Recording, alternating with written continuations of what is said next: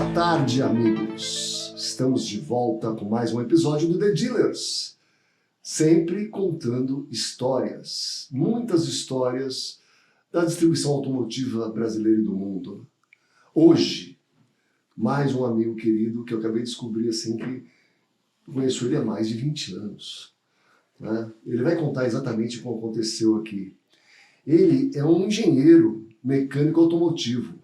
Eu acho que eu conheci ele quando estava se formando, alguma coisa assim, estava estudando ainda, não sei, ele vai dizer.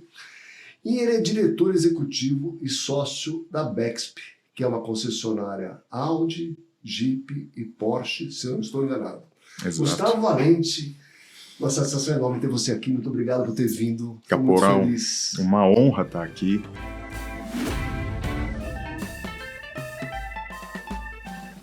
Ser convidado, vi tantos episódios tão interessantes, né, nessa jornada do The Dealers. Aprendi muito vendo o The Dealers e é uma honra enorme estar aqui com você hoje. Muito legal. O primeiro episódio, inclusive, é com o fundador da Bexp, né, o André Novis, e que, assim, para mim, é um marco você ter recebido ele como o número 1. Obrigado pelo convite. Não, e em relação... Nós temos uma história muito longa que elas se confundem, porque a gente já tentou, inclusive nos bastidores aqui, a gente estava falando, nós tentamos fazer inteligência artificial funcionar há 10 anos atrás, e, né, apanhava, sofremos muito, mas a gente acreditava nisso e tal. Né, e você vê, a nossa história vem desde lá do comecinho, a gente estava falando aqui agora, quer dizer, eu conheci você num curso de mecânica, de peças na Mitsubishi. Exato. Né? E você tinha uns 19 anos por aí. Deixa eu te contar um pouco da história, Conta. Caporal. Eu entrei na Brabus Mitsubishi, né, que era a empresa que tinha sido recém-adquirida pelo André Novis e pela Cristiana Souza Ramos Novis. Minha entrada foi alguns meses depois da aquisição deles, e eu fui contratado como estagiário de peças. Nós tínhamos um problema na época que era muito pontual, um índice de obsolescência aumentando bruscamente com pedidos VP, com pedidos unidade parada. E eu entrei para controlar aquilo, então eu não entendia nada de concessionária, eu estava no 3º semestre de engenharia, fazia um ano e meio, trabalhava ainda por meio período, porque meu curso de engenharia era diurno, então foi o que casou. Descobri essa vaga, apliquei para a vaga, fiz uma entrevista com o Gatti, acabei depois conversando rapidamente com a Cristiana e entrei no negócio, isso 21 anos atrás. A gente se conheceu poucos meses depois, acho que 2 meses depois, quando a Cristiana me convidou para fazer um treinamento de gestão de peças e acessórios, que era com a Mega Dealer, e foi aí que eu te conheci. E para mim aquilo abriu um mundo novo, porque uma coisa é você estar no operacional lá, cuidando de um negócio, vendo operação de estoque, mas vendo operacional. Outra coisa é você olhar de dentro para fora, né? Começar a entender o porquê das coisas. E o teu treinamento, a hora que eu comecei a entender os problemas de obsolescência, a hora que eu comecei a entender o que fazer para não gerar obsolescência, a hora que eu comecei a entender e dar palpite sobre como mapear vendas perdidas, que era um negócio que era totalmente ignorado naquele momento. Então, assim, aquele treinamento para mim foi fundamental para subir um nível de consciência e começar a fazer um papel muito melhor do que eu fazia antes daquilo. Então, eu te devo muito pela minha carreira por esses 21 anos, com certeza. Aquele treinamento foi um game changer para mim. Que bacana. Como E estagiário. você sabe que não era para estar lá. Né? Quem ia aplicar aquele treinamento, acho que era a Renata. A Renata Escobar. E aconteceu alguma coisa que ela não pôde ir e tudo mais, e falou assim, Caporal, você vai ter que ir. Eu lembro que eu cheguei no treinamento e falei assim, olha, não tinha ninguém melhor para vir, me mandaram. Mas eu fui que sobrou, vocês me desculpem aqui, eu acho que eu estava até meio enferrujado daquele treinamento, fazia tempo que eu não fazia, mas eu me diverti muito naquele treinamento, porque eu lembrava assim que eu fazia umas brincadeiras, tinha que falar uísque, mudar de lugar, etc. E eu levei uma garrafa de uísque no último dia para dar de presente para vocês. E aí foi uma confusão na Mitsubishi, que disse que não, você entrou com bebida aqui, você vai dar garrafa de uísque para o pessoal, eu falei, menino vai beber, eu estou dando a garrafa para levar para casa. Mas foi uma coisa do tipo, eu falei, eu preciso fazer uma coisa para motivar esse povo aqui, para eu ficar mais animado, né? E vamos inventar coisa aqui. Foi demais. Eu lembro bem do treinamento, foi muito legal. Logo depois desse treinamento, eu acho que Sabe, até, se eu lembrar uma pessoa que estava lá na época e tudo mais, que ele era uma pessoa incrível, era o Antônio Carlos, Sim. que era o responsável do treinamento da Mitsubishi, não sei onde ele está hoje, então se ele está vendo isso aí, um abraço para ele, eu gostava muito dele. E ele tinha um problema fisiológico, inclusive, que ele dormia. Era assim, não é que ele estava cansado nem nada, ele dormia nos treinamentos. Então ele era o gerente de treinamento da montadora. Isso eu não sabia. Uma pessoa incrível, hiper capaz, que ele tinha algum problema de concentração, eu não sei o que era. Depois um dia ele pode explicar pra gente. Mas ele dormia nos treinamentos. E quando eu fui descobrir isso depois, que era um problema. Ele não é que ele não estava interessado, nada disso, ele apagava, é uma pessoa que apaga. E aí eu ficava olhando aquilo e falei assim, meu, o cara que contratou a gente tá dormindo aqui, o que eu faço? Né? Para vocês acordarem. Então, eu tô fazendo uma coisa errada. O treinamento tá muito chato. Tá muito chato esse treino aqui. Nossa, que loucura. Passos seguintes, né, Caporal? Eu acabo sendo efetivado. O Sérgio Gatti, que está até hoje com a gente na Bexp, meu primeiro chefe, meu primeiro gerente, acabou me deixando ir para mecânica. Voltando um pouquinho, né? Minha paixão por carro começa, assim, é engraçado. Muita gente que está no nosso mercado tem paixão por carro. Eu era absolutamente alucinado por carro. Então, fui fazer engenharia mecânica automobilística, que era a única faculdade. Dirigia 40 quilômetros todo dia para ir para a faculdade fazer esse curso, porque era o meu sonho, assim. Desde pequeno, ficava brincando dentro de carro, acabava com bateria de carro, lia 4 rodas, né? Com 6, 7 anos, devorava 4 rodas. Toda mexida, eu lembro. Tinha, logo um pouco depois, tive uma 540 com... Um pouco depois disso, eu tive uma BM 540, sim. Mas eu vivia muito na mecânica, e aí o Júlio Fiorin também, super querido, né? Depois foi para a montadora, ele ainda estava na Brabus, era o gerente de serviços que cuidava mais da parte técnica, acabou me convidando para ir para a oficina já efetivado, não mais como estagiário. Eu acabei transferindo a faculdade para a noite, foi um momento que para mim foi importante, porque financeiramente meu pai e a empresa dele estavam passando por uma desestabilizada e foi a chance de falar, pô, começo a ter o meu dinheiro, começo a ter, né, porque financeiramente já era um salto para quem era estagiário. Então para mim foi muito legal. Acabei ficando como analista de pós-venda, passei por garantia, passei por ser o braço direito do gerente, comecei aí a ter a percepção de mecânica, o que era, né? Primeiro cliente bravo que eu fui atender, uma senhora na porta da loja, o pneu dela tinha furado, ela arrancou um pneu de Pajero Full do porta-malas, e carregando o pneu sozinho, jogou o pneu na nossa recepção. Nossa! E foi essa a primeira cliente que eu fui atender. Ela carregou o pneu? Ela carregou o pneu sozinha. Então você imagina o quanto ela estava brava com alguma coisa que tinha acontecido. E eu, com 19 anos, fui lá atender. E assim, você começa a entender um pouquinho mais de pessoas, você começa a ouvir um pouco mais. A mecânica, ela te ensina a ouvir, né? Você tem que ouvir para conseguir conciliar e conseguir chegar na melhor solução. E foi se desenrolando. Eu acabei em 2005 para 2006 virando o gerente, muito novo ainda, eu estava com 21 para 22 anos. Você era gerente de serviços? Eu era gerente de serviços. Depois gerente de pós-vendas? Depois acabei virando gerente de pós-vendas numa transição onde o grupo estava se preparando para crescer em número de unidades de pós-venda. O André já tinha conseguido fazer com que a empresa crescesse muito, e em 2009 eu passei a cuidar de pós-venda como um todo, já administrando essa ampliação de novos pós-vendas, de novas operações e tal. Mas é muito engraçado porque eu comecei a trabalhar com serviços numa operação que era a Brabus, que tinha, quando eu virei gerente, eu lembro do número, 820 passagens por mês.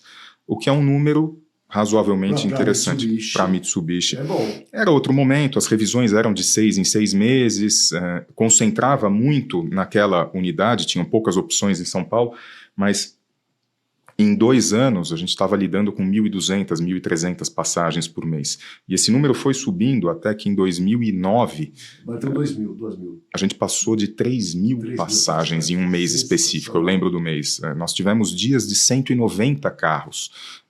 E aí você começa a desenhar estratégias de guerra. Eu tinha 48 técnicos trabalhando em 48 elevadores.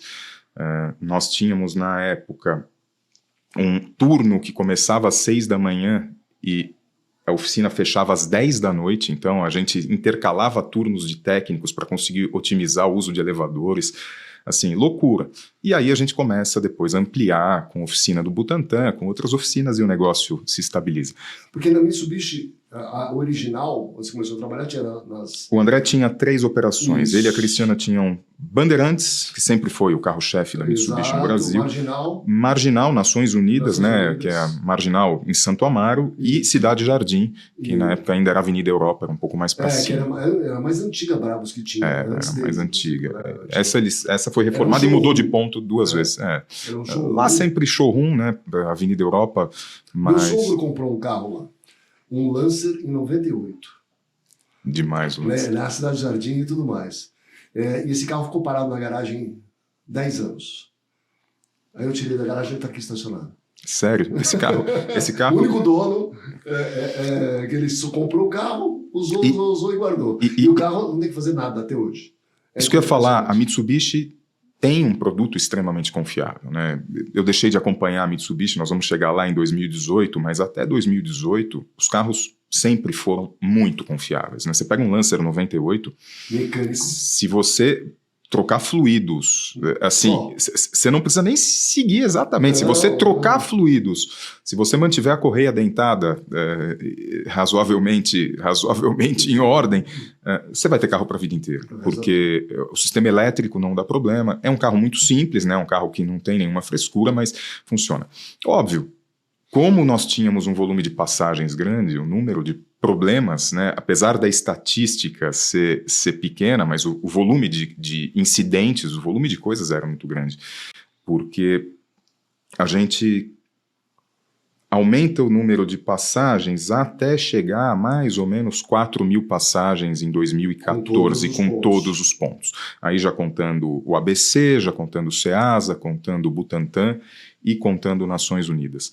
Coisas que eu tinha aprendido com você lá naquele primeiro treinamento, como taxa de absorção, né? Nesse momento, nós tivemos meses com taxa de absorção batendo 100%. Olha, o pessoal que comprou meu livro, por favor, né, fala que o livro é irreal, que não existe isso e tudo mais, temos aqui um exemplo vivo de taxa de absorção acima de 100%. Não era o histórico anual, mas vários meses passando de 100%. Né? É possível. É uma meta. De novo eu volto. Era um momento muito particular da Mitsubishi, revisões a cada 6 meses, nós tínhamos um agendamento ativo, o cliente Mitsubishi sempre foi muito fiel à concessionária e isso funcionou muito bem.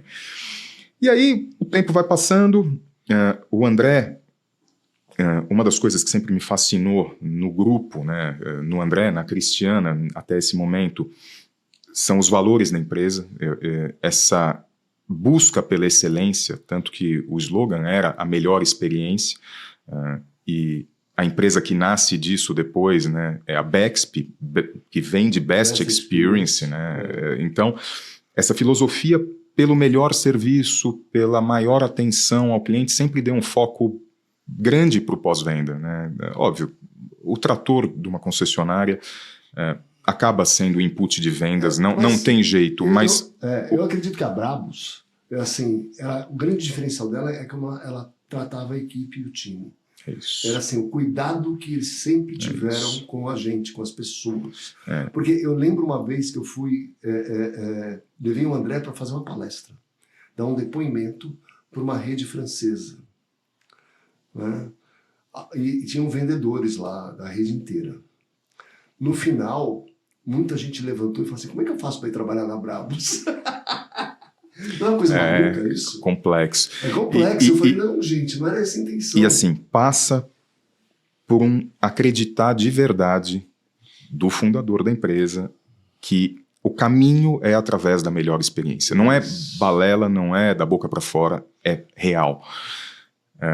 Eu estou há 21 anos porque eu tive que... Primeiro, acho que eu me identifiquei com isso, né? E isso fazia parte do meu DNA também, mas eu tive que seguir esse formato, né? Trabalhando no pós-venda, o cliente tinha que sempre ser ouvido. Eu não vou dizer que o cliente tem sempre razão, mas às vezes ele precisa de uma explicação, ele precisa de atenção, exato. Você precisa cuidar do teu cliente, você precisa explicar o que está acontecendo para ele, você precisa ser correto, ser transparente, ser lógico.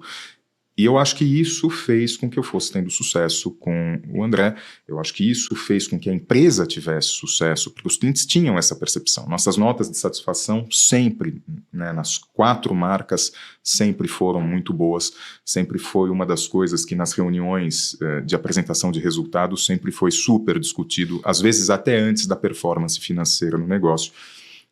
Esse cuidado com o cliente. E como que vem o cuidado com o cliente? É como você falou, é com cuidado com o time. Então, o André sempre tratou o time com muito respeito, sempre tratou o time de uma forma muito equilibrada. Os valores da empresa sempre refletiram isso, né? Os valores da empresa hoje são time, assim, um deles é time, são pensar e agir como dono, estimulando esse pensamento do time. Investiu muito em RH, né? Então, assim, tem consultoria de RH sempre atuando. Assim, era diferente, eu vejo, porque eu acompanho algumas concessionárias brasileiras ao longo do tempo. Claro. É diferente de muitas concessionárias, né? Principalmente aquela época, que ninguém dava valor. O departamento pessoal da concessionária, o departamento pessoal fazia a folha de pagamento e olha lá. E desde 20 anos atrás, ele pensa assim, vamos investir no RH. Não, você, eu me recordo, tinha sessões periódicas com o André, né, benchmarks e atualizações. Eu tive com você numa missão Estados Unidos, assim, que com certeza clareou muito, mas em 2004 o André começa esse trabalho de valores, de novo, né, o André e a Cristiana ainda, com um consultor de RH, que é o João Cordeiro, um cara muito querido, um cara inteligentíssimo, que está próximo até hoje.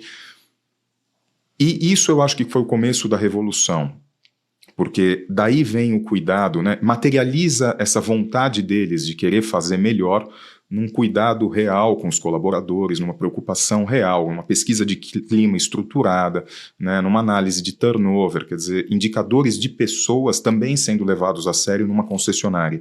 O que era raro na época. Era raro na época. Hoje está muito mais disseminado. Hoje as próprias montadoras incentivaram tanto a pesquisa de satisfação de cliente que os grupos que não se adequam a isso, eu acho que estão caminhando para ter problemas no mercado. Mas naquele momento era exceção.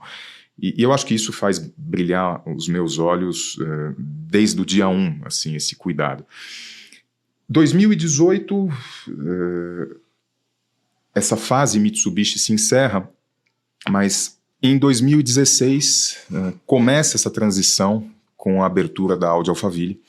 O André, eu acho que já preocupado com representar uma marca só, preocupado com as variações da área comercial, quando você representa uma marca só, tem vantagens e desvantagens, né? Você fica ele muito ainda tinha Mitsubishi, ele ainda abriu uma Audi em Alphaville. Ele abriu uma Audi em Alphaville. Tá. E eu acho que eu ajudei bastante nessa transição com a Audi, eu me empenhei pessoalmente muito.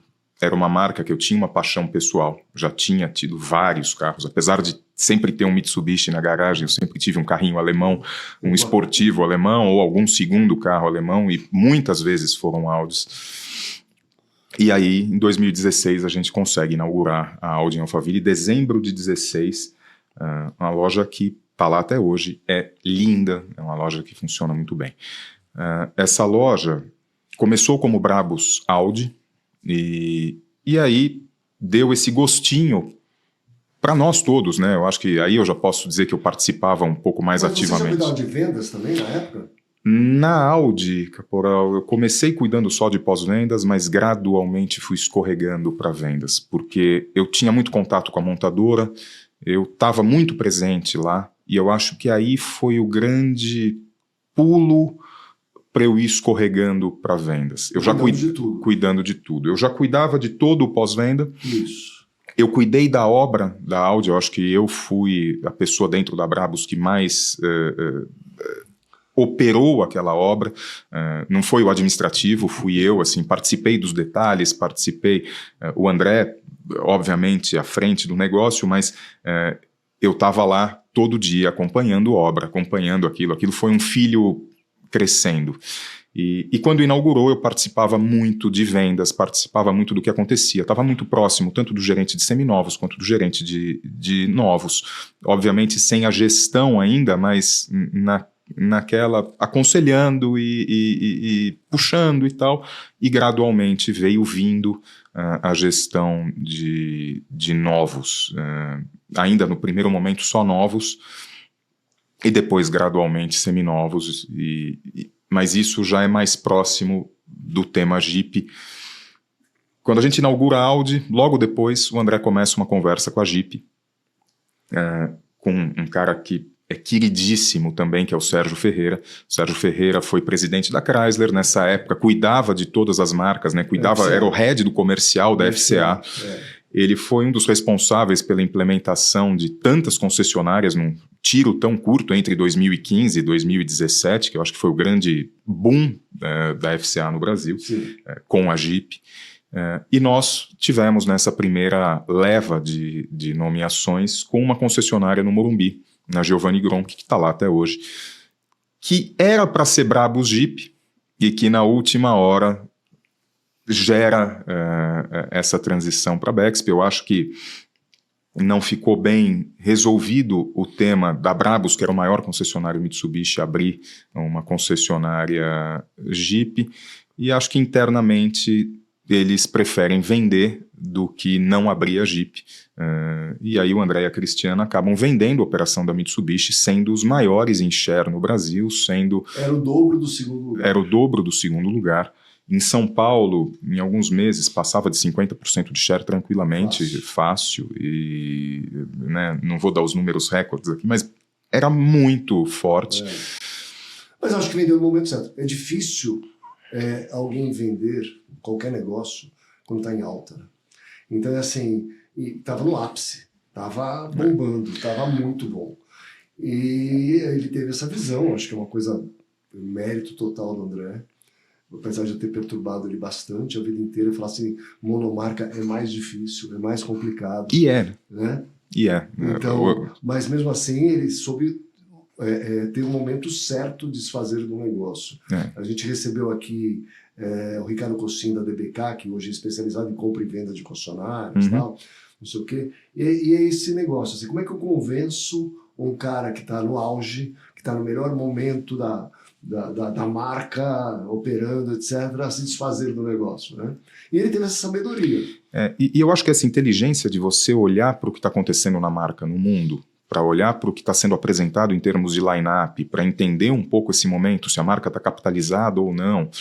Eu acho que essa leitura mundial das marcas que você opera, ela tem que ser permanente, tem que ser constante.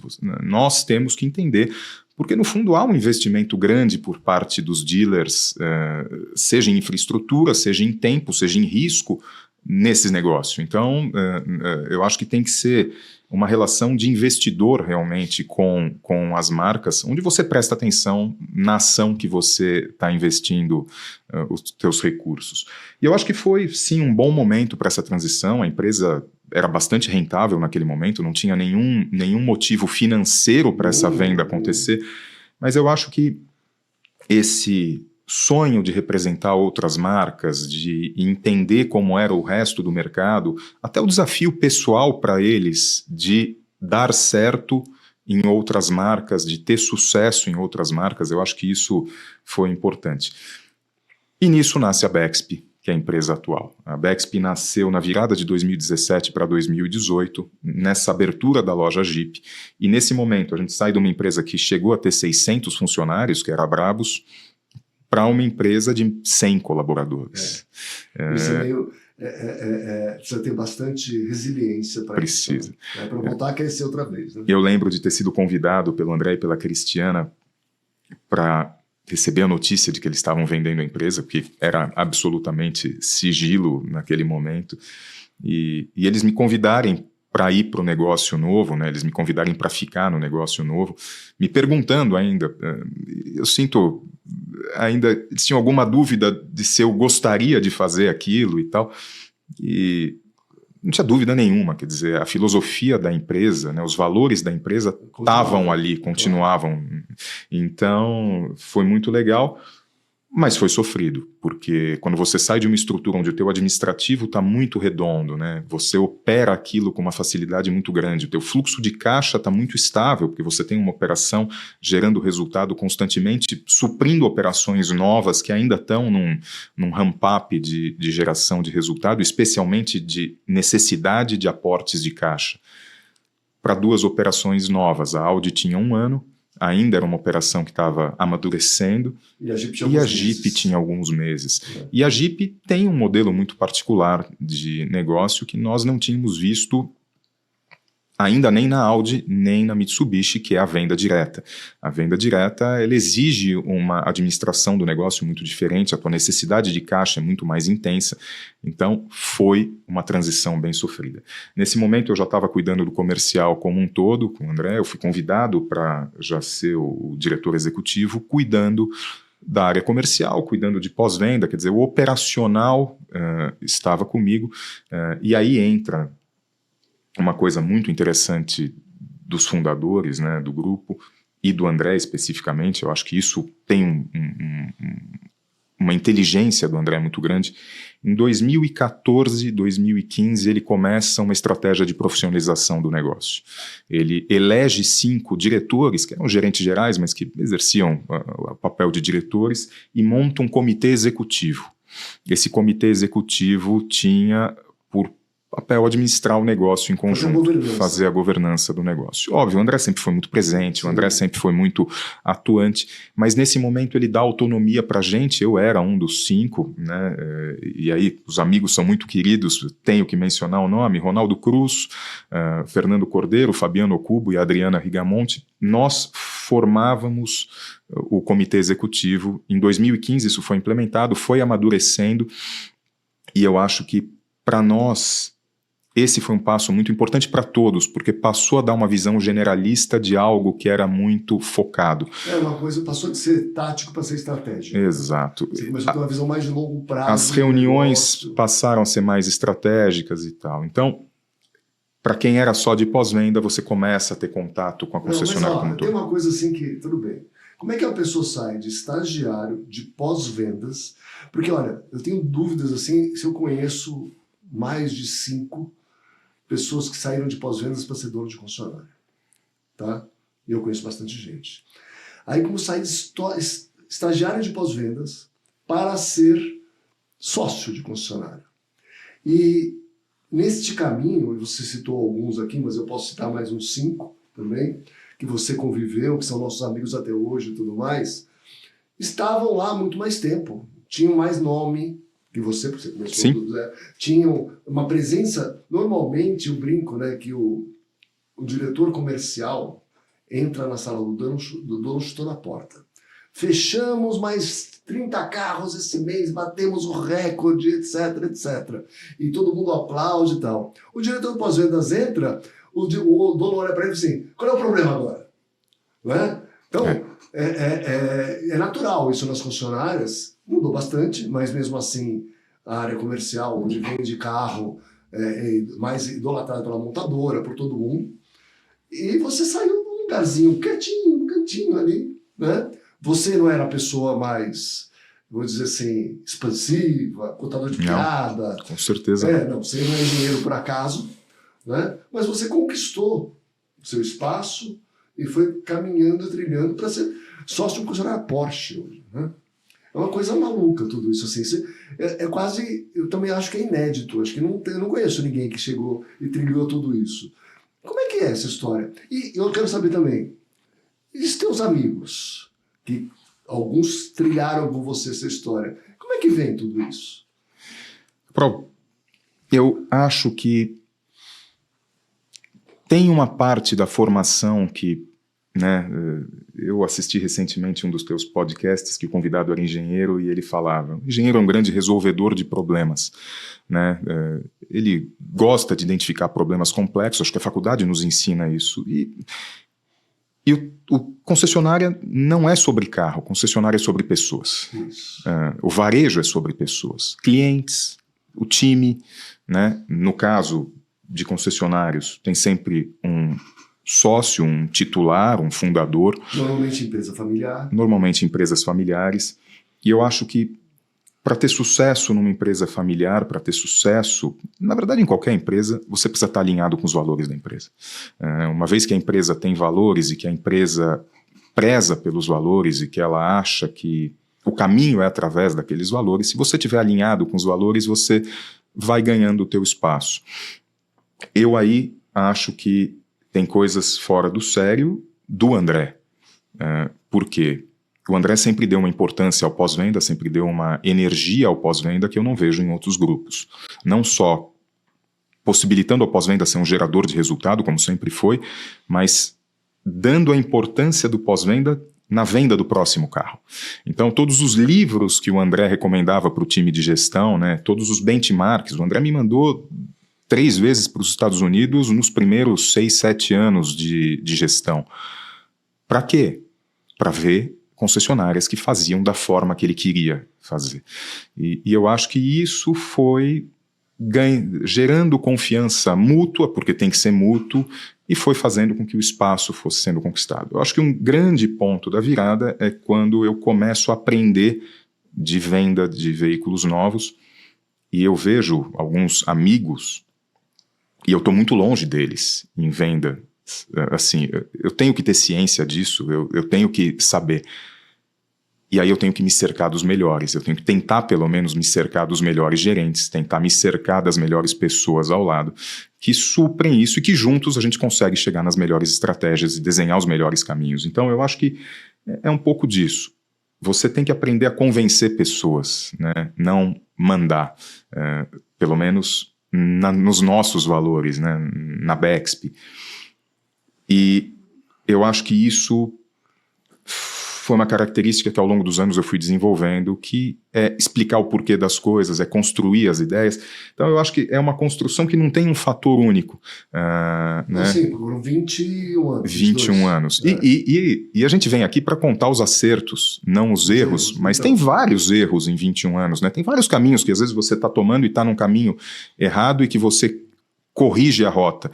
Eu acho que isso também é importante, você aprender com os teus erros. Uma pessoa que entrou no pós-vendas da Brabus, você acha que não era gerente ainda, que veio de uma indústria farmacêutica, se não me engano. Eu já era gerente, ele era o meu diretor. Ele foi o meu primeiro diretor logo que eu virei, que eu virei gerente. Isso para mim assim foi uma coisa que saiu do comum, né? Raramente pegava alguém fora do ramo para ser diretor de pós-vendas. Perfeito. E assim, falo com muito respeito dele, André Fontes, me ensinou muito. Porque tem uma visão diferente. Uma visão totalmente diferente. Uma visão mais estratégica, uma visão de planejamento, uma visão mais macro. Mais corporativa. E me tirou um pouco daquele caminho natural do gerente de serviços da época, né, que hoje é gerente de pós-venda de forma mais geral, mas na época era o gerente de serviços que ficava com a cabeça nos problemas. Né? Ele chegava e falava, ok, o que eu tenho que resolver hoje?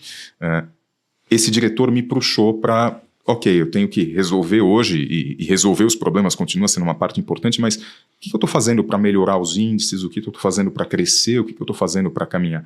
Então, eu acho que passa por uma série de aprendizados. Todos os meus gestores, né, esse não foi o único, mas todos os meus gestores me ensinaram muito, dando bagagem para isso. Você tem que ter a cabeça ligada no aprendizado. Hoje eu estou com 40 anos. Eu tenho certeza que eu tenho muito que aprender ainda, porque se você começa a se fechar, você está errado. Então, o time me ensina muito. Óbvio, no dia a dia corrido, a gente tende a dar a resposta pronta e não ouvir o time. Mas se você ouve o time, a melhor resposta sempre vem de dentro do time. Então, esse se forçar a estar evoluindo, eu acho que é importante. Evoluindo, aberto às oportunidades, né? Você mencionou sócio Porsche. Eu acho que todas as marcas que a gente representa são especiais de alguma forma, todas as marcas são icônicas, né? A Jeep é icônica, sim, é uma marca super, 1941, Segunda Guerra, a história como a marca nasce é excepcional. A Audi tem uma história, né, ganhadora de Le Mans inúmeras vezes, sucesso nos rallies, então tem um orgulho das duas marcas, mas a Porsche até pelo número de concessionárias, é uma marca diferente, é uma marca que não é de volume, mas não a gente estava brincando, mas acaba sendo na gama que ela atua, na faixa que ela atua. Tem hoje um número, um volume de entregas respeitável, expressivo, né? Não é uma marca só de nicho, é uma marca que já tem um volume expressivo de venda. Então, estar também atento ao mercado, né? Estar atento a essas oportunidades, estar atento às marcas que podem despontar. Porque o sucesso da Porsche dos últimos 4 anos, ele não acontece nos últimos 4 anos, ele é plantado muito lá atrás. Se você não estiver atento às mudanças de produto, e não só as mudanças de produto quando os fabricantes divulgam, né? Hoje em dia, com a internet, você consegue estar acompanhando o que os fabricantes estão tentando produzir, quais são as tendências, e prestar atenção no que você acha que vai dar certo. Eu acho que a Porsche foi um pouco disso, essa neura minha com a marca Porsche já de muitos anos. Depois eu falo um pouquinho disso, mas é fruto de admirar muito o que eles faziam. Porque, deixa eu já emendar, nós com Audi e Jeep, só 2 concessionárias, precisávamos crescer, o grupo precisava crescer. E aí... Mas podia crescer com mais Jeep, por exemplo, mais funcionários. Em algum momento nós crescemos, nós saímos de uma Jeep para 3 Jeeps, então hoje são 3 Jeeps, né? Nós temos uma Jeep e uma Audi. Uma Audi que continua, a Audi é em Alphaville, as Jeeps estão no Brooklyn, no Morumbi e no Butantã, e esse era o nosso cenário pré-pandemia em 2019, quando abre um processo seletivo para uma nova concessionária Porsche em São Paulo. Eu lembro bem dessa história, desse momento. O André até me lembrou. Tinham muitos candidatos. O André até me lembra de um fato, né? Nessa venda da Brabus, existia um contrato de no compete gradual com outras marcas. Então, e eu lembro de ter insistido muito para o André colocar nesse contrato, ainda em 2018, a marca Porsche. Como uma das marcas liberadas em X tempo, em pouco tempo. E o André me falava, imagina, a Porsche é representada por um dealer único, que é o importador e tal. E eu falava para ele, André, existe já a Porsche do Brasil, que desde 2015 realmente existe. Vai que esses caras resolvem ampliar a rede. Eu acho que tem a ver com o nosso DNA, tem a ver com a forma que a gente gosta de tratar o cliente, tem a ver com a paixão, tem a ver com o que eu gosto, é fato. E o André coloca a marca Porsche no contrato de no compete de venda da empresa, da Mitsubishi. Avançando alguns anos, em 2019 a Porsche do Brasil abre essa concorrência para São Paulo. Entraram vários grupos, né? Eu fiquei sabendo porque o mercado é muito pequeno, a gente sabe disso, né? A gente conversa entre nós, liguei para alguns, todo mundo participando, assim, colegas de Jeep, colegas de Audi, assim, muita gente participando, e nós nos inscrevemos. Foi difícil convencer o André a se inscrever. A empresa naquele momento estava passando por um momento bem complexo. Nós estávamos ainda nas dores do crescimento, a gente tinha acabado de sair de 2 lojas para 4 lojas, necessidade intensa de capital de giro, necessidade ainda de aportes do titular, o que não deixa ninguém feliz, concorda? Não é um momento bom. E aí eu querendo me desfocar em um processo seletivo para Porsche, e de novo, né, conversei com o André faz pouco tempo sobre isso e convenci ele quando a gente fala, legal, mas nós queremos representar outras marcas de volumes maiores que a Porsche. Vamos montar uma super apresentação, né? Vamos treinar nesse processo da Porsche para ficar fera nisso, seja numa expansão dentro das marcas que a gente representa, seja numa abertura, ou quem sabe dá certo esse tema Porsche. E eu acho que aí ele autoriza a gente a participar com mais energia das avaliações. O processo seletivo foi super longo, ele começou, se eu não me engano, em julho de 19, e nós fomos ser nomeados em maio de 20. No meio do começo da pandemia, vai? No auge dos problemas da pandemia.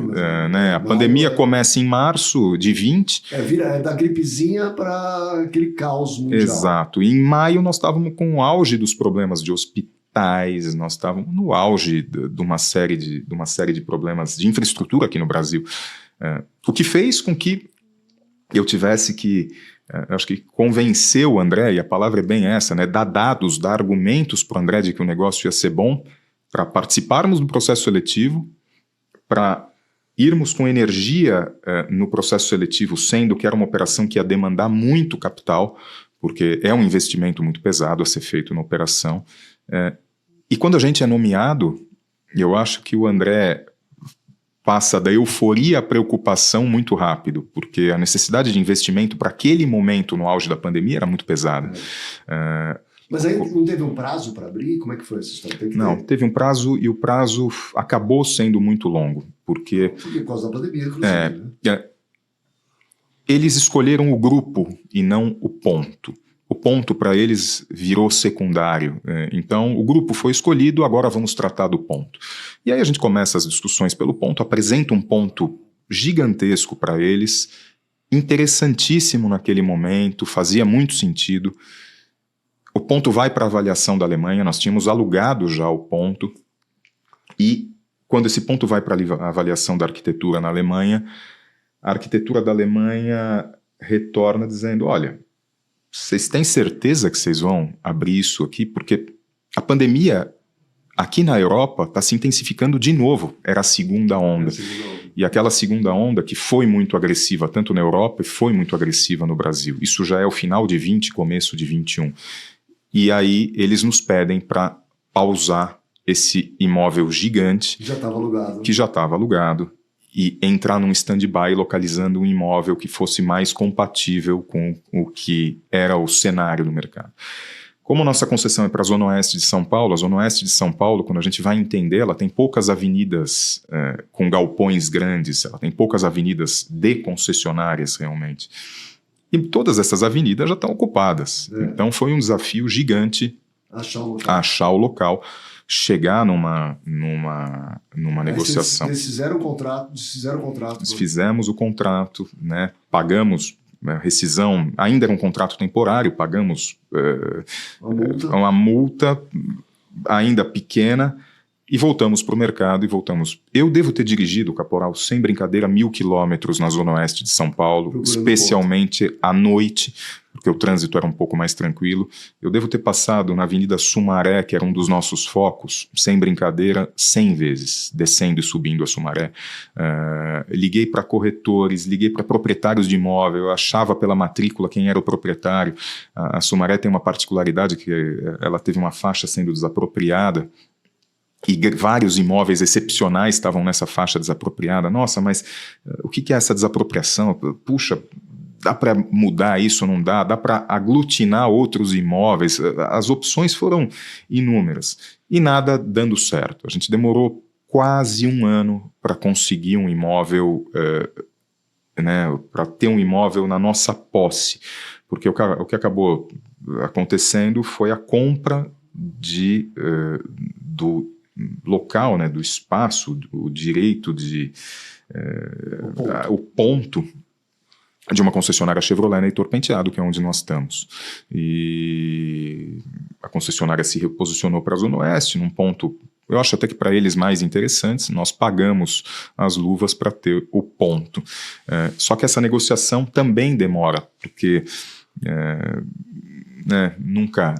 nunca discutido isso com eles, mas era um momento onde a GM estava indenizando os concessionários por falta de line-up. Só que os concessionários não podiam fechar nenhum ponto. Então essa negociação ela acaba sendo um pouco mais longa do que nós gostaríamos. Tenho certeza que em função disso, isso nunca teve na pauta. Finalmente? A gente consegue inaugurar em janeiro para fevereiro de 2023. Olha quanto tempo. Nomeados em 20, inauguração então, em 23. Vocês pegaram a fase da fila ou ainda pegaram a fase da fila? Nós pegamos a fase da fila. A marca é muito boa, nós temos fila ainda hoje para alguns modelos. Porque o formato de negociação da marca é diferente, né? Você, quando chega num concessionário Porsche, a nossa intenção é que você configure o seu Porsche. E o seu Porsche é diferente do meu Porsche, porque ele é tão personalizável que você vai escolher itens como a costura do teu banco, você vai escolher a cor da tua pinça de freio, você vai escolher detalhes que fazem com que um carro, mesmo nas versões de entrada, seja personalizado e seja muito diferente de outro. E para produzir esse carro leva tempo. Então você, quando chega num concessionário, por mais que eu tenha a cota, você vai demorar 4 meses para receber o teu carro. 3 meses, 4 meses, 5 meses, depende muito do line-up. Esse é o nosso mundo ideal, esse é o mundo que a gente gostaria de proporcionar. Que entrava, comprava a cota, comprava o carro para revender depois. A pandemia acabou sendo uma loucura, né? Porque eu acho que nós, sem podermos viajar, né? Porque na época viajar estava mais difícil, com uma taxa de juros muito baixa. Vou fazer o quê? Vou comprar carro. Comprar carro, comprar imóvel, comprar barco, comprar avião, todos esses segmentos explodiram na pandemia. Sim. E a marca Porsche foi a marca que mais explodiu na minha leitura. Assim, as filas chegaram a patamares impensáveis. Os modelos esportivos de 2 portas, né, o 911 e o 718, em algum momento o 718 teve as vendas bloqueadas, porque você, no line-up de construção de venda, não ia conseguir mais produzir carros para aquela fila. O Brasil está em que lugar nas vendas de Porsche hoje? Eu não tenho esse número exato, mas o Brasil ele é maior do que mercados interessantes, como Espanha, por exemplo. O Brasil... Então, com certeza está entre os 10 primeiros. É muito provável que esteja entre os 10 primeiros. Porque é o tamanho do país e tal. Mas, ao mesmo tempo, a gente é um país pobre, né? Não é interessante a gente analisar assim... Por exemplo, eu vou bastante para Portugal, a gente tem operação lá em outros países assim, eu falo, nossa, mas tem tanto brasileiro viajando aqui, gastando tanto dinheiro na Europa, Eu falo, olha, mas se você... Eu não sei se meu raciocínio está correto, mas eu penso mais ou menos dessa maneira. Se Portugal tem 10 milhões de habitantes, o Brasil tem 250. Se 1% da população brasileira, 2,5 milhões, né, tem muito dinheiro, já... É 1/4 da população portuguesa. Esse pessoal que tem muito dinheiro, tem muito dinheiro. É uma pena do Brasil que o PIB médio per capita seja baixo. Eu acho que o Brasil, ao longo de muitos anos, né, eu nasci nos anos 80, acompanhei muitas crises do Brasil quando era pequeno. A gente não consegue decolar e levar o PIB médio per capita para um patamar superior. Mas existe no Brasil um público consumidor de artigos de luxo que é muito grande, né, em função dos 250 milhões de habitantes, em função de um agronegócio que eu acho que é uma das grandes locomotivas. Existem outras várias, mas o Brasil ele tem uma série de setores que geram muito capital, que geram muito recurso e que geram esse poder de compra. Então, quem é o principal cliente da Porsche hoje? Assim, como é que você vê? Um cara de família, ou de mais jovem, ou do agronegócio? Eu não sei. Quem é esse cliente que você, quando você vê ele entrando na concessionária ou ligando para você, você fala assim, esse é meu... Caporal, não tem um business específico para o cliente médio da Porsche. Então, é agro? Não. Os negócios são muito variados.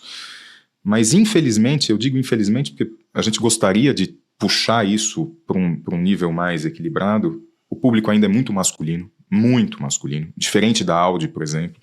Na Porsche, muitas vezes o poder de decisão... mesmo para Cayenne e Macan. Mesmo para Cayenne e Macan. São carros mais altos, na teoria... Nós estamos falando de uma compra que em alguns momentos passa de 90% masculina.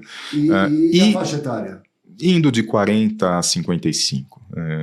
Essa é a faixa, a maioria. Obviamente tem os extremos, mas 40 a 55, 40 a 60 está o grande núcleo de compradores da marca. Para o carro novo. Para o carro seminovo muda um pouquinho, acho que a faixa de idade média desce um pouquinho, o que é interessante, né? A marca quer oxigenar e trazer pessoas novas para experimentar esse mundo, que é um mundo fantástico, mas eu acho que essa falta de mulheres ainda é algo que nós e a Porsche do Brasil temos que olhar com muita atenção, temos que dedicar muita energia, porque os produtos são excepcionais, são pensados para o público feminino, porque que a gente não consegue acessar esse público consumidor que consome outras marcas premium brasileiras. Tipo, né? Land Rover, por exemplo, o feminino... né? Land Rover, Mercedes, BMW, Lexus, são as grandes marcas que têm SUVs de luxo, têm carros que concorrem com Cayenne e Macan diretamente. Sim, e que... tem público feminino. E que... Mas será que ela é uma marca muito mais esportiva, associada à corrida? Eu acho que tem esse lado também. E assim, eu vejo hoje que a gama, quer dizer, quando você trabalha novo e usado, e a pessoa não tem ideia disso, você encontra Cayenne usada aí, não sei em que estado, mas por R$100 mil, existe. Existe. Mas ao mesmo tempo, você tem carro, hoje, um usado, você vai pegar de R$300 mil a R$1 milhão. Ou mais até. Mais até. 2 milhões, um GT4? Mais até. Tem carros seminovos que passam de 3 milhões de reais. E tem os outliers, os hypercars, que vão chegar a 20 milhões de reais. Então, é um leque que é difícil uma marca ter, concorda? É difícil. Difícil. Você pega as marcas tradicionais, pega a marca que você tem hoje, Jeep, e nunca vai ter um negócio desse. Então, como é que você trabalha? É uma faixa absurda, né? Eu acho que a gente não consegue entrar no público feminino porque existe uma impressão da marca de que ela é mais cara do que ela realmente é. O Macan hoje é um carro que parte ao redor de R$500 mil. O zero. O zero. Mas você acha usado por 200, 250? Acho usado a 200, 250. Mas mesmo o zero de R$500 mil, ele está muito bem posicionado em relação aos competidores diretos do mesmo tamanho. Sim. Que são carros com tecnologias diferentes, com acabamentos diferentes, não estou dizendo que nem melhor nem pior, mas quando você pega um carro, um BMW X3, um Mercedes GLC, né, carros que são de tamanhos similares, eles estão posicionados nessa mesma faixa de preço.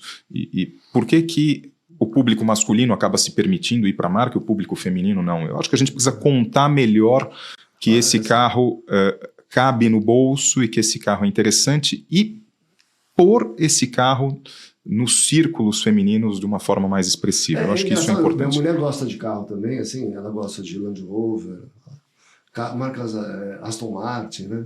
Pseudo inglês, Aston Martin em inglês. Mas nunca falou de Porsche. A gente tem várias amigas, ela tem algumas amigas, né, que tem Macan, etc., mas nunca chegou a falar assim, nossa, interessante, então nunca nem cogitou. Talvez para achar, falar assim, não, é muito mais caro, ou é muito mais esportivo. Eu acho que existe muito essa percepção de que não é acessível para mim. Não sei quanto é, mas é muito caro. O que não é um carro barato, não é quando a gente olha para o mercado brasileiro, está longe de ser a média. Mas, de novo, comparado aos concorrentes, é um carro muito bem posicionado.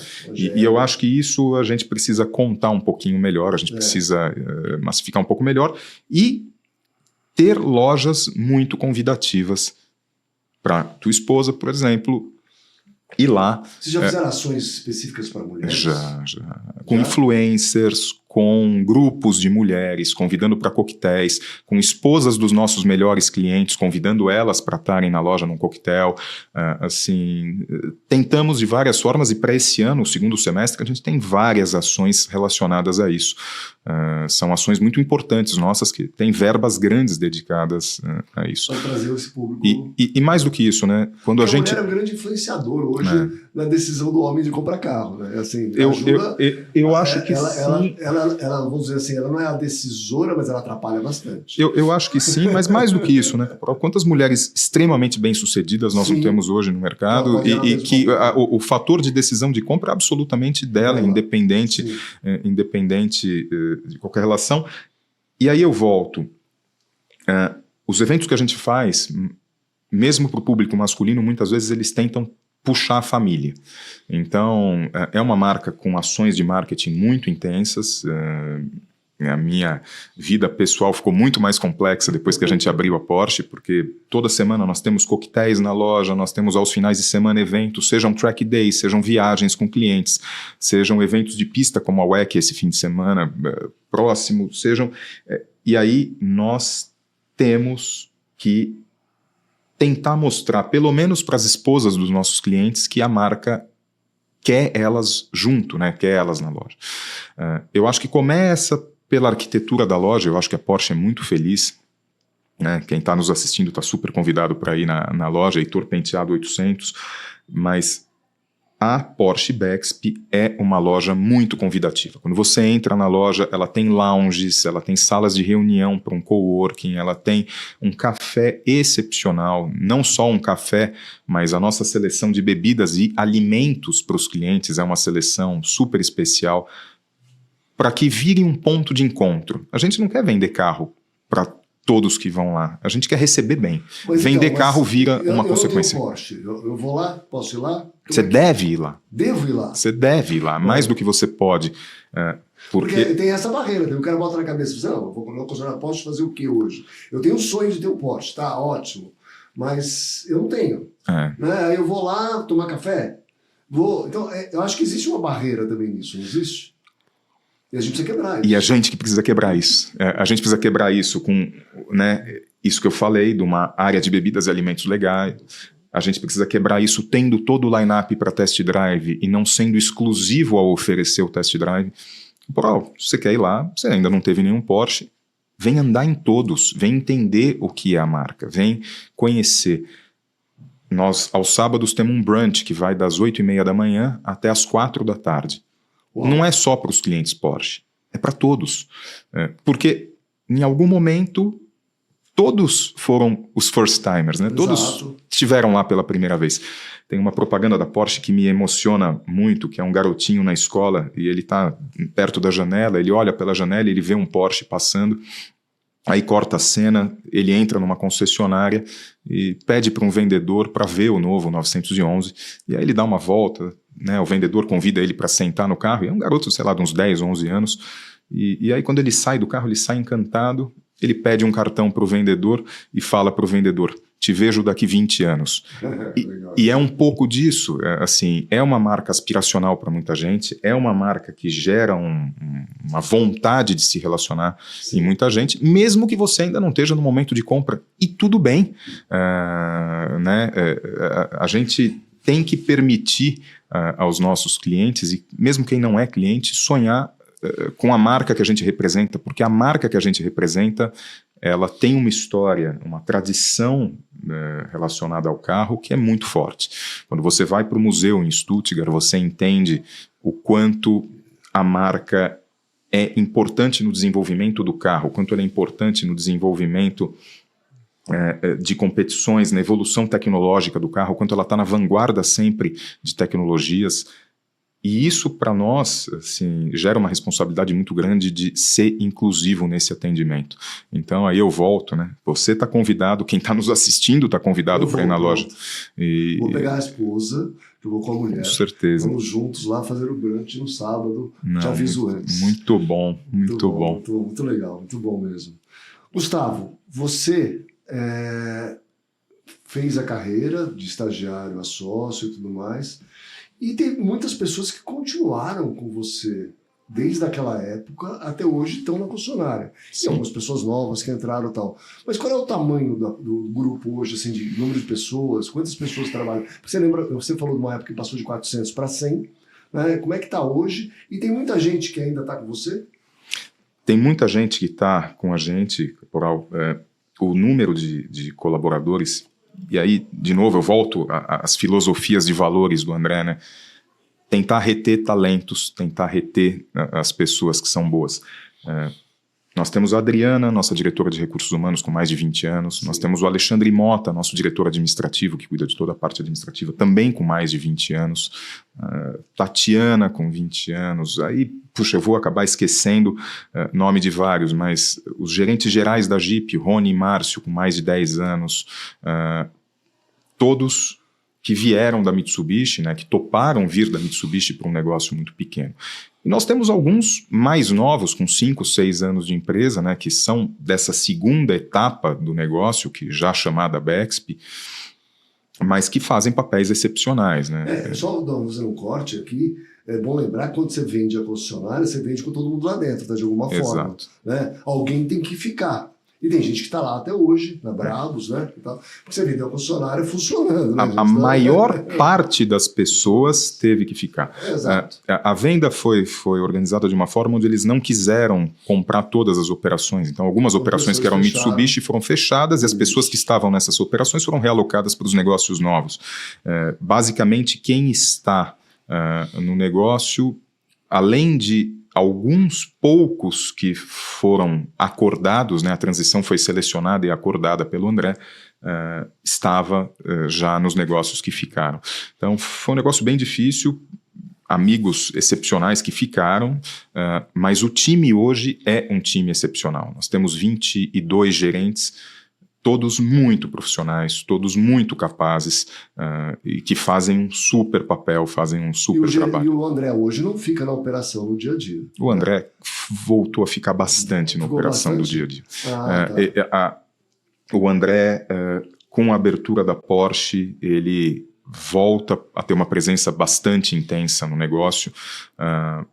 Ainda não é 100% do tempo, mas ele está muito presente. A gente está numa fase de expansão, nós estamos agora com mais 2 projetos relacionados à Porsche para serem inaugurados ainda esse ano. Um deles já não é segredo, é uma operação de seminovos na Gastão Vidigal, então a gente vai montar uma operação Porsche Approved para seminovos junto com um centro de pós-venda de funilaria. Um CPO junto com um Service Center. E nós temos mais uma pequena operação sendo aberta até o final do ano, um pop-up de venda de novos Porsche dentro da Grande São Paulo. Eu tenho uma pergunta para falar sobre isso, novos negócios. O que você acha da venda compartilhada? Não estou falando nem de aluguel, tá? Mas, por exemplo, eu quero comprar um Porsche de R$1 milhão, junto 4 amigos, o carro dá 250, porque eu não vou dar com a Porsche todos os dias para ir trabalhar, então eu ando um final de semana por mês. Eu acho que se bem administrada, existe pouco em carro, porque eu acho que o carro ele está sujeito a um uso um pouco mais intenso, né? Eu quero fazer track day com o meu Porsche, quero pôr na pista, quero devolver com os pneus gastos, eu tenho um amigo que quer passear de fim de semana no Itaim, eu acho que isso fica um pouco incompatível, mas está tomando um volume um pouco maior, né, desde que a gente abriu a operação 1 ano e meio atrás, eu acho que gradualmente vem tomando uma proporção maior, mas eu vejo muito isso acontecer com quem está entrando na marca. E aí o seminovo muitas vezes é uma opção interessante para fazer isso. Os amigos se juntam, compram um seminovo com um custo-benefício um pouco mais interessante e acabam, não vou nem dizer um custo-benefício mais interessante,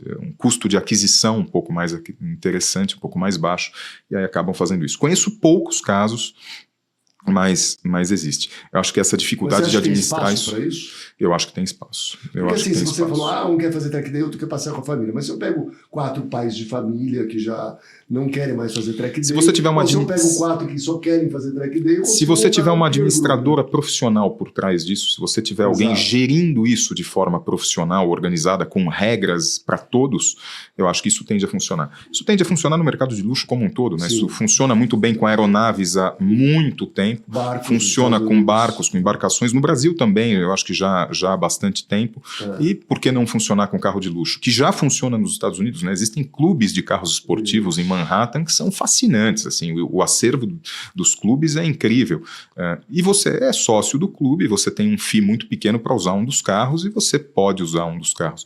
Então, eu acho que isso... É um mercado um pouco explorado aqui que acho que poderia... Mas o brasileiro tem uma grande paixão por carro e tem um grande ciúme do carro. Né? Eu quero ter o meu. Eu quero ter o meu. Isso no carro do dia a dia, no carro usado, né, para locomoção diária, eu acho que já está se dissipando com as locadoras, né, com os aluguéis... por um ano, 2 anos, as assinaturas de carro, que no fundo são os leasings operacionais, coisa que o mercado americano faz há 50 anos, há 70 anos, e que a gente está engatinhando ainda, mas a gente está crescendo. Eu acho que... Mas tem bastante assinatura de Porsche, não? Não. Não tem. Não. Nem tem poder, da fábrica não tem nenhum programa. A fábrica não tem nenhum programa. Eu vou aí traçar um paralelo com a Audi, que é uma marca fascinante, que tem produtos muito legais e que tem um programa de assinatura e que vai muito bem. O programa de assinatura da Audi, especialmente para carros elétricos, funciona muito bem, porque existe um certo temor do cliente comprar um e-tron e ele desvalorizar. Com ele desvalorizar, com o que vai acontecer. É um fato, né? Eu estou brincando aqui, mas é um fato. Aconteceu. Aconteceu. Eu acho que o carro elétrico, né, entrando num tema polêmico, mas que eu acho que é importante, eu uso carro elétrico já há quase 1 ano. Eu não voltaria para um carro a combustão, no meu uso dia a dia. Eu acho que o carro elétrico ele funciona melhor do que o carro a combustão numa série de aspectos. Mas eu tenho um carregador em casa e eu trabalho em concessionárias que têm carregadores rápidos, o que me ajuda numa emergência. Você tem um carro a combustão se você precisar também. E eu tenho um carro a combustão na garagem, então, caso... Uma viagem mais longa, Exato. Eu até tenho viajado bastante. O carro a combustão, acho que eu e minha esposa, a gente não usa o carro a combustão para viajar, sem brincadeira, no último ano. Assim, eu me programo e você com planejamento, você com os apps certos, você consegue fazer a tua viagem funcionar bem. Também não viajo para destinos super longos, né? Máximo que eu viajo é 300 e poucos quilômetros de São Paulo, que um pack de bateria me leva até lá e eu tenho o carregador no destino. Mas voltando, eu acho que o primeiro comprador de carros elétricos, muitas vezes, ele não estava pronto para ter um carro elétrico. Ou não foi explicado para ele como é que ele deveria usar. Exato. O carro elétrico sem o carregador residencial, ele é muito complexo, porque o carro elétrico ele funciona excepcionalmente bem se você não se preocupar com ele. Quanto tempo demora para você carregar o teu carro elétrico? Eu não sei, eu chego na minha garagem à noite, plugo ele lá e subo para o meu apartamento. Eu não faço a menor ideia de quanto tempo demorou para ele estar carregado. O que eu sei é que no dia seguinte eu estou com autonomia total. Eu estou com a pack de bateria cheio. Isso é uma tranquilidade absurda. Você sai todo dia, no caso do meu carro, com 350, 400 quilômetros de autonomia. Você roda 100 por dia, olha lá. 100 e olhe lá, se eu visitar várias lojas no dia, eu vou rodar 100, máximo. Volto para casa, espeto o carro e ainda estou muito tranquilo. Se eu esquecer de espetar o carro, na minha rotina dá mais um pouco. Eu vou muito para a praia, 100 e poucos quilômetros de São Paulo. Puxa, rodei aquele dia inteiro, vou para a praia, consigo ir. Porque lá você tem outro carregador. Porque lá eu tenho uma estrutura, eu tenho um outro carregador. Então, se você tem os carregadores nos teus destinos, onde você vai dormir, funciona muito bem. Esse planejamento eu acho que faltou quando a gente começou a vender o carro. A Porsche faz algo muito interessante, que é te dar o carregador quando você compra um carro elétrico ou híbrido. Então, ela vai até tua casa, avalia a tua instalação e te dá a instalação como cortesia.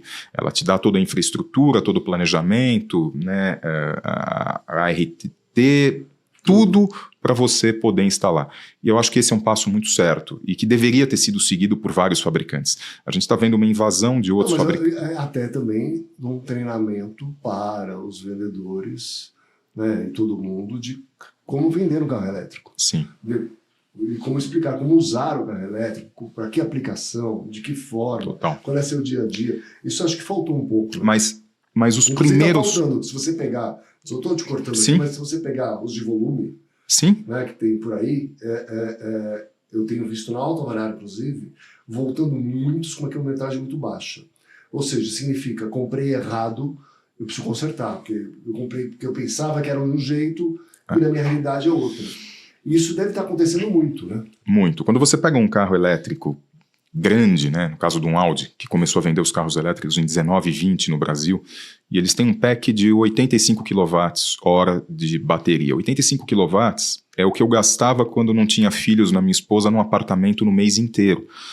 Você não carrega 85 kW numa tomada comum. Você precisa de uma instalação preparada, com a fiação preparada para aquilo. Eu acho que muito cliente comprou o carro falando, eu tenho uma tomada na garagem, eu vou espetar o carro. Se você espetar um carro de 85 kWh na garagem, a 1 kW, que é o que a tomada está te dando, são 80 horas para carregar o carro.